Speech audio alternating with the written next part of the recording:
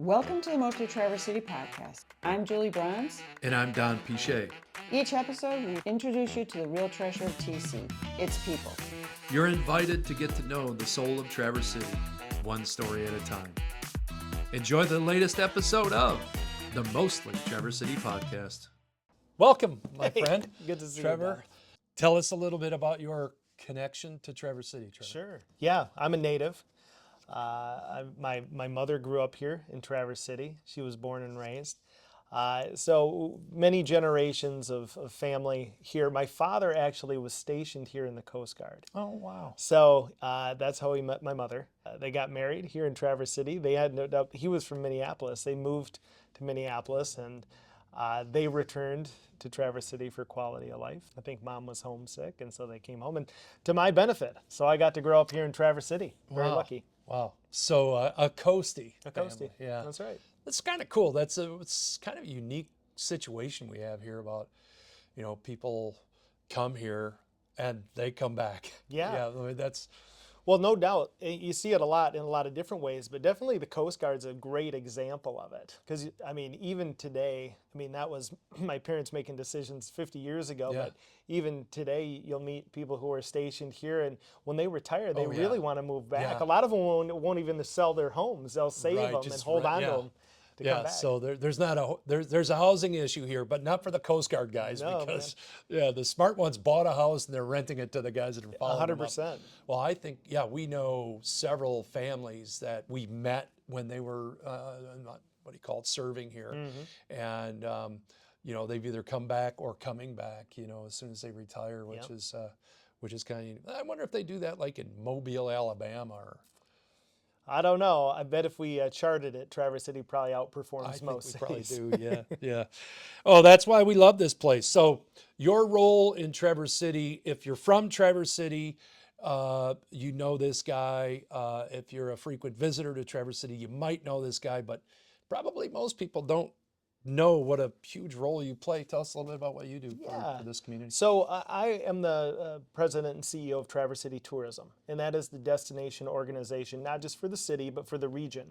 And so what our role is to try to keep the visitor economy sustainable year-round. Ultimately, that is the goal.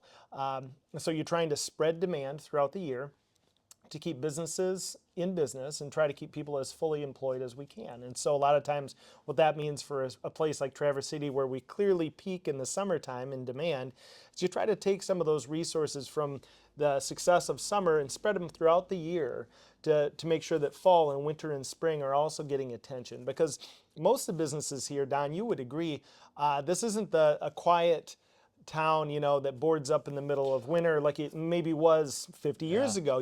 Businesses are open year round. We have 50 wineries between the Old Mission and Leelanau Peninsulas. Those wineries stay open year round, so our downtowns, all of our businesses and restaurants are all open. So we have to find ways to keep people excited about coming here year round, and that's what we do. Yeah, it has certainly changed a bit since COVID. Well, while we're on that, what your perspective on, that shift in the year-round population in this place has changed? It has. Well, I think COVID drew even more attention to what was already a very popular spot. Everyone was trying to get out of the big city and find rural space. We needed it to stay active. And so Traverse City and places like this became even more popular. And I think that probably was a booster shot in a way and drew more attention to what was already an increasingly popular kind of accelerated spot. the process. Yeah, right. I think Indeed. Right. But it makes good sense. People we're in a beautiful spot. It's gorgeous, and as we can see up here on this wonderful mural. What you see here, we're looking out that way right now, right out that window. That's right. That's what we're looking at, which is that's beautiful. Yeah. Well, not as far back, but right. Yeah. So the role as president, CEO of Traverse City Tourism, it's bigger than tourism. It's way bigger than tourism. It is, sure. So we really focus in on three main goals. One is economic development. There's a primary responsibility for us. And like I said, that's trying to keep a nice, sustained demand year round. And try not to get too high of peaks or too low of valleys, but just try to maintain a good, commerce exchange happening year round. We're also a destination Sherpa. We're trying to help people discover Traverse City, navigate their way through, and then follow up with them to make sure that they had a good experience and they want to come back. And that does end up, evolving into something more than just a visit. Yes. We say in our industry a lot, it starts with a visit. Everything does start with a visit. You don't choose where you're going to live until you visit the place. You don't start a business until you check out the Right. location.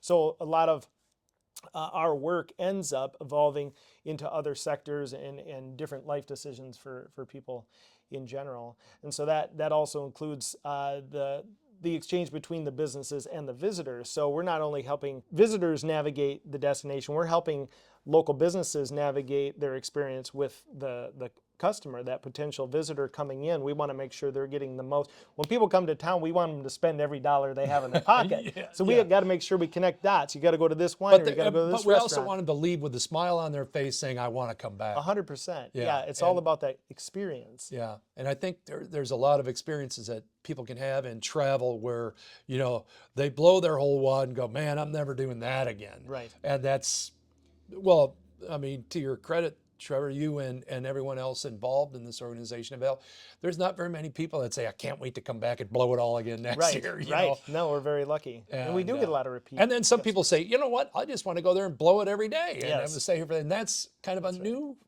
a newer becoming a bigger issue for all of us. It is. And probably if you're watching this, I'll bet you there's a 50-50% chance that you're one of those people that are wanting to come here. So this is a guy whose face you will get to know when you get here, or even if you just come and visit. So quality of life then, and you mentioned it a couple of times, that's important. It is. And so in those goals, I mentioned economic development, Yeah. I mentioned Destination Sherpa. The third one that's maybe a little bit newer in essence as we have grown as an organization, as things have developed and matured, is we're a champion for the region too. And so we are advocating for things that are good for our community. Assets that not only may help the visitor economy, but make for a better quality of life for you and I. So when Yeah, like your participation help with the Trevor City Curling Club. I mean, Indeed. every time I look at that and I think, God, Right. it is kind of funny how I think in some ways an organization like that you lead sort of set the spiritual tone for that too. Not that it's an expectation if you don't participate, you're out, but it's like if you do participate, you're in. Yeah. And that is something really, really special. That's, I think, a bar that you've helped set in this community that makes it attractive, not just because of this, but because of the way people connect and engage. Yeah. Well, it definitely starts with Mother Nature, for sure. Yeah. But we have found a way as a community to build off from that. And really, we've got great agriculture here. We've worked together, to punch above our weight on things like the curling facility. I mean, that is a first-class, world-renowned thing that, most cities would, bend over backwards for. And we found a way to do it by teaming up. And that's about quality of life. I think we have we as a community see value in investing in what we have, protecting what is sacred, the water, the beaches, the land, preservation, conservation, and that has maintained a nice quality of life for those of us who have chosen to make this home. Yeah, it certainly has. And if you were to ask the people that live here, what do you love best about Traverse City? That's in the top 3.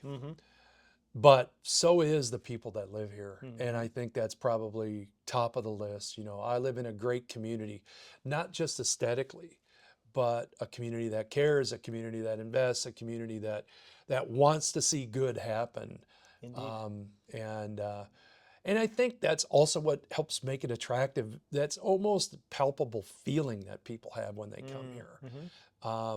Like just the little things that we would always, opening the door for somebody, you know what I mean? It's like, I would imagine there's some people that come here from different parts of the country and go, what happened there? Like, what do you want, a tip or something? But that's just how we do things here. And Yeah, Midwest kindness. We it's a definitely exude it. culture. It's a culture thing. And what does Trevor City look like in 25 years? Yeah, what's it look like in 25 years? Well, I think if we stay. I mean, besides the fact that these will all be zoned out that peninsula there, 5 stories or higher and high density. That's all that's going to be out there. Don't start that rumor. You didn't start that? Don't start that Okay. rumor. I don't see that happening. No. But Oh, what I well. think we will see, is I'm optimistic we'll stay committed to the conservation. Yeah. Making sure That's we've part got of the culture. the view shed, being able to see the water and see the vistas, I think is extremely important. That said, we're not going to decline in popularity. So we need to find ways to create density in the right places. I think we'll see growth in bedroom communities around Traverse City. I think we'll probably see better transportation networks and things that will evolve, but I'm hopeful that the things that we hold sacred, like looking out my window that you folks can't see, but right along the lake shore here, the bay shore, these are things that we want to protect and things we want to have access to forever, 25, 50, 100 years. We know that there's people who are going to be moving here because of the climate. We know there's people who will move here because they just think it's beautiful. We have to be prepared for that because there's no way to put up a wall around this. So we have to be thoughtful about how do we develop this so that everyone has an opportunity and we maintain a strong economy and strong culture here in Traverse City. Yeah. Yeah, it was funny.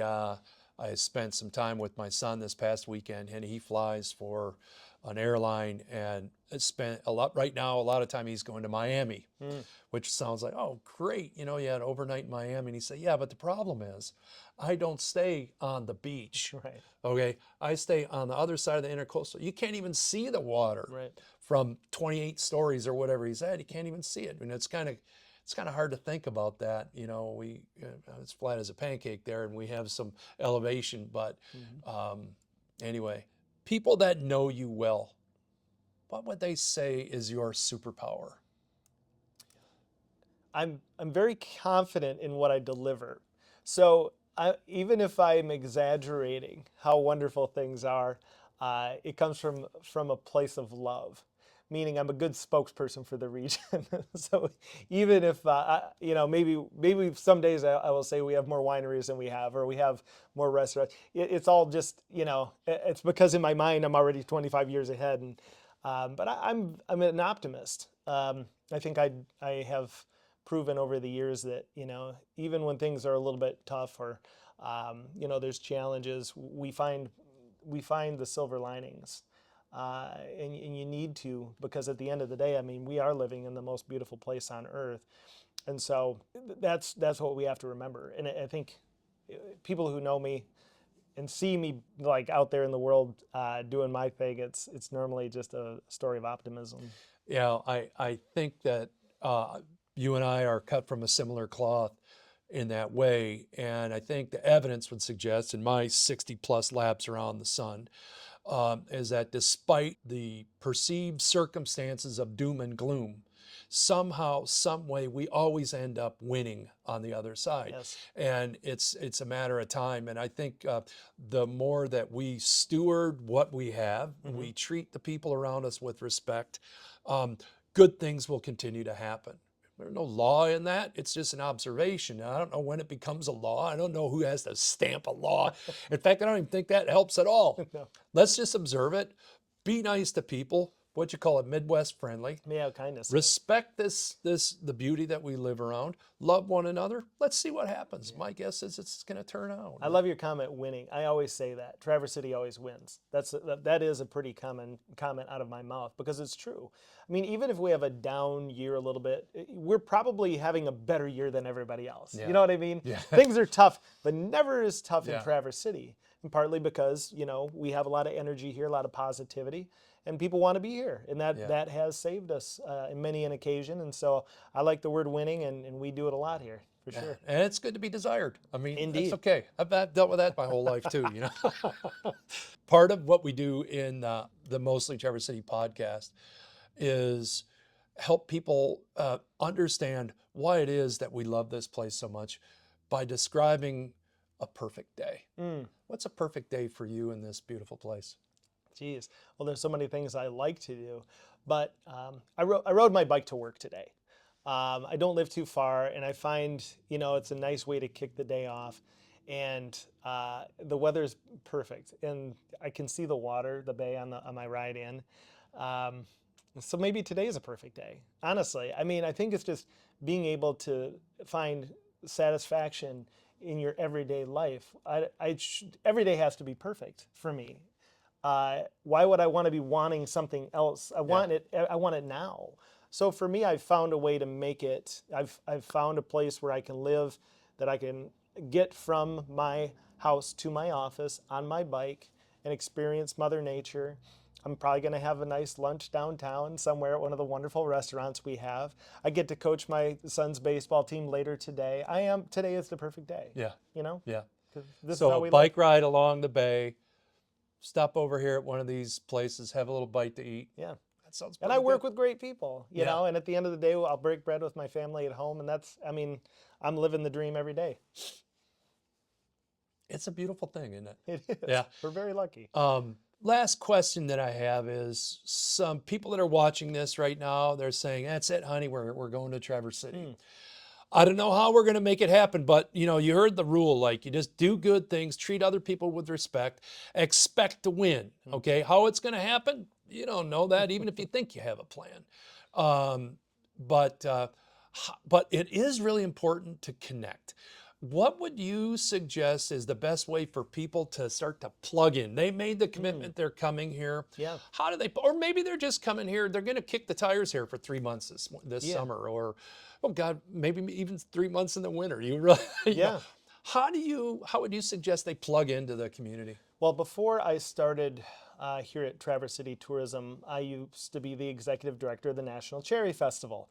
And I'm sure most of your viewers are familiar with this 100-year tradition here in Traverse City, but it's an 8-day celebration of this agriculture that's so unique here. We produce 75% of the nation's tart cherry crop in the Traverse City region, and we've been celebrating that for almost a century. So the reason I bring that up is the way that I've seen a lot of people find success in relocating and starting to really immerse themselves in Traverse City as more than just a visitor is to volunteer. Find those things that you are passionate about. Maybe volunteer for the Cherry Festival.